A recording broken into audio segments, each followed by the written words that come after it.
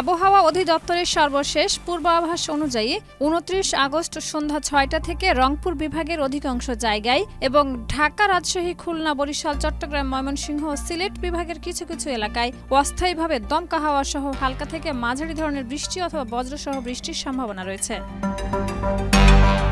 আবহাওয়ার পূর্বাভাসে আরও জানানো হয়েছে, দেশের কোথাও কোথাও মাঝারি থেকে ভারী বর্ষণও হতে পারে। বর্তমানে মৌসুমী বায়ু বাংলাদেশের উপর সক্রিয় এবং উত্তর বঙ্গোপসাগরে তা মাঝারি অবস্থায় বিরাজ করায় বৃষ্টিপাতের পরিস্থিতি তৈরি হয়েছে।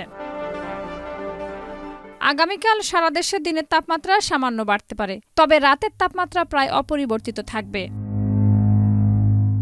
আবহাওয়াবিদদের মতে বৃষ্টির কারণে দিনের কিছুটা সময় গরম অনুভূত হলেও সার্বিকভাবে আবহাওয়া থাকবে স্বস্তিদায়ক। একই সঙ্গে ভারী বৃষ্টির ফলে দেশের কিছু নিম্ন অঞ্চলে স্বল্প সময়ের জন্য জলাবদ্ধতা দেখা দিতে পারে বলেও আশঙ্কা করা হচ্ছে।